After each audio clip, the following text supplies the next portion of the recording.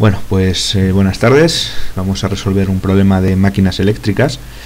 Concretamente se trata de una máquina síncrona, un motor trifásico de 4 polos, que está conectado en triángulo y que se alimenta por una red de 220 voltios y 50 hercios. La impedancia del rotor en reposo es igual a 0,2 más 1,6 J ohmios y nos dice que la impedancia del estator es despreciable. La relación de transformación es igual a 2 y nos pide calcular la intensidad absorbida de la red y su factor de potencia, teniendo en cuenta que el deslizamiento sería del 5%, la potencia y el par en el eje en el caso anterior y la velocidad a la cual se obtiene el par máximo y el par correspondiente. Por último, el apartado D nos pide el rendimiento del motor cuando trabaja con par máximo. Nos dice que se desprecian las pérdidas mecánicas, con lo cual nos está diciendo que la potencia útil es igual a la potencia mecánica interna, es decir, a la potencia que se disipa en la resistencia de carga, R'C, y también nos dice que se desprecian las pérdidas en el hierro, con lo que podemos despreciar la rama paralelo del circuito equivalente. Bien, vamos a poner aquí a la izquierda los datos que hemos podido extraer del enunciado. Nos dice que son 4 polos, por lo tanto el parámetro P, que es el número de pares de polos, será igual a 2, que está conectado en triángulo, que se alimenta por una red de 220 voltios y 50 hercios, y que la impedancia del rotor en reposo son 0,2 más J, 1,6 ohmios. De aquí sacamos pues el valor de la resistencia del rotor, 0,2, y de la reactancia del rotor, 1,6 J. Nos dice también que la relación de transformación tanto de tensiones como de corrientes es igual a 2. Bien, pues vamos ya con el apartado A, en el cual nos dicen que el deslizamiento es del 5%. Esto quiere decir que el parámetro S, que nos servirá para calcular la resistencia de carga, es de 0,05. Bien, aquí tenemos el circuito equivalente del motor, donde se han despreciado tanto la impedancia de estator como la rama paralelo del circuito equivalente. El apartado A nos pide calcular efectivamente esta corriente, que al de haber despreciado la rama paralelo será igual la intensidad absorbida o I sub 1 a la intensidad que circula por el rotor reducida al estator, que sería I'2. Y para calcular esta intensidad, teniendo aquí esta tensión, necesitaríamos conocer el valor de R'2, de X'2 y el valor de R'C, que es función de R'2 y del deslizamiento. Bien, pues vamos entonces a empezar a calcular las impedancias. Tenemos en cuenta que el enunciado nos da la impedancia real, por lo tanto habrá que reducirla al estator. En este caso la Z'2, es decir, la impedancia del rotor reducida a estator, sería la impedancia real por la relación de transformación de tensiones y por la relación de transformación de intensidades, con lo que mediante un cálculo sencillo sacamos que son 0,8 más 6,4 J, que son los valores que bueno, pues aparecen aquí ahora ya en el circuito equivalente. Al tener R'2 y al tener el deslizamiento podemos calcular la R'C, que serán 15,2 ohmios. Bien, teniendo ya el valor de todas las impedancias por separado y como están en serie, no habrá más falta que sumar para obtener el valor de la Z' total, que en forma cartesiana serían 16 más 6,4 J y en forma polar 17,23 con un argumento de 21,8. Pues con esto ya podemos calcular la I sub 1 como cociente entre la tensión de alimentación y la la impedancia total del motor, que serían unos 12,76 amperios con un desfase de con un retraso de 21,8 grados respecto de la tensión, ya que es lo que hemos tomado como referencia de fases, ¿vale? La tensión es la que hemos tomado como referencia de fases. Bien, pues este es un parámetro de los que nos piden, pero ojo, porque al estar conectado el motor en triángulo, este es un valor de fase y nos está pidiendo la intensidad absorbida de la red, por lo tanto deberemos dar el resultado en valor de línea. Bastará con multiplicar por raíz de 3 y obtendremos los 22,1 amperios, que es el valor pedido.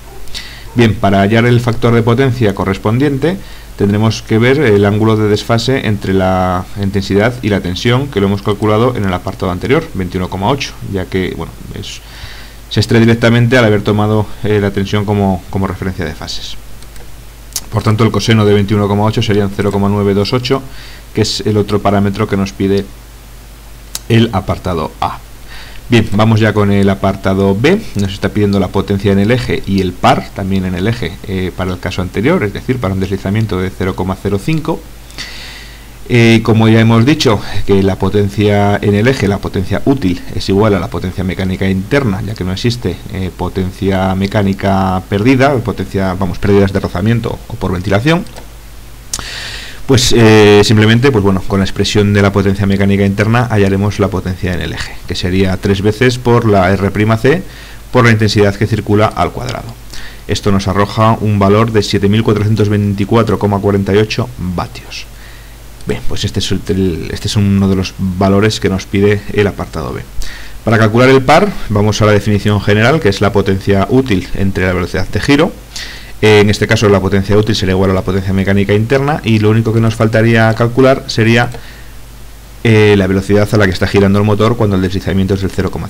Para ello hallamos primero la velocidad de sincronismo, como 60 por la frecuencia entre el número de pares de polos, que resultan 1500 revoluciones por minuto, y a continuación ya podemos hallar la velocidad a la que gira el motor, que serían 1425 revoluciones por minuto. Bien, ya tenemos los dos parámetros que nos hacían falta para calcular el par, y el par que resulta en las condiciones del apartado A son 49,75 newtons por metro.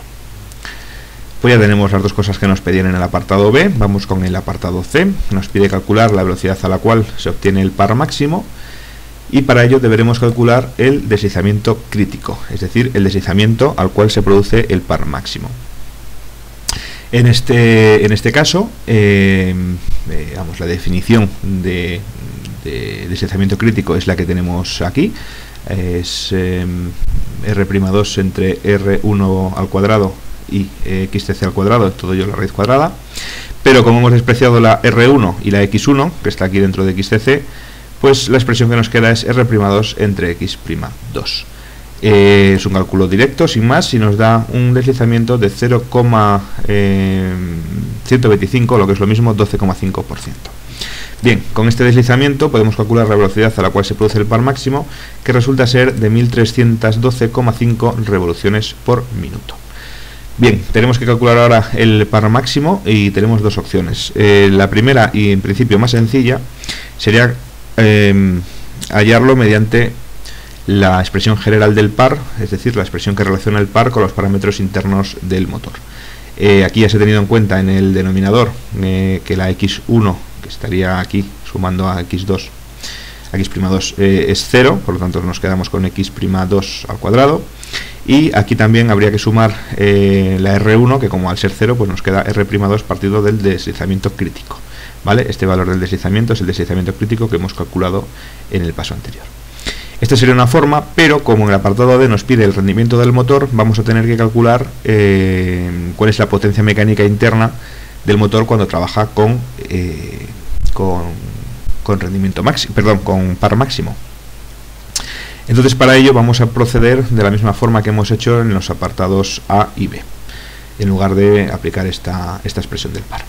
Bien, quitamos cosas, nos quedamos con el deslizamiento crítico y con la velocidad a la cual se obtiene el par máximo, y vemos que la impedancia de rotor reducida al estator es igual que en el caso anterior, 0,8 más J, 0,8 más 6,4 J ohmios.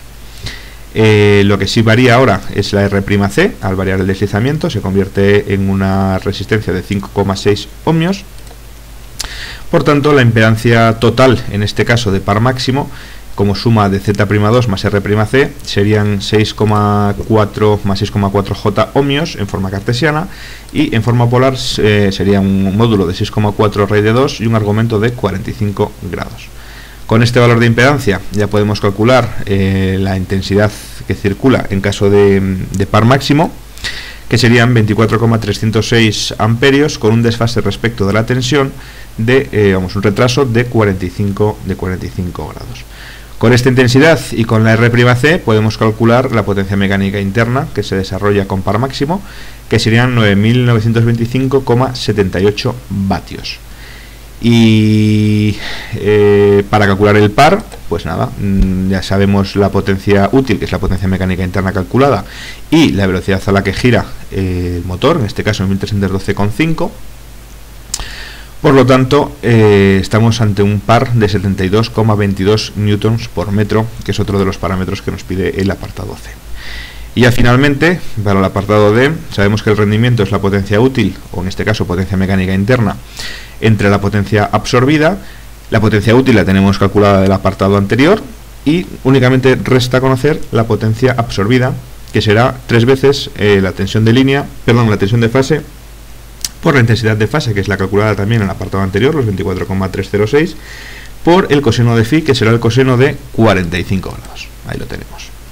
Bien, pues esto resulta ser 11.343,38 vatios y llevado a la expresión del rendimiento, resulta un rendimiento de 87,5%.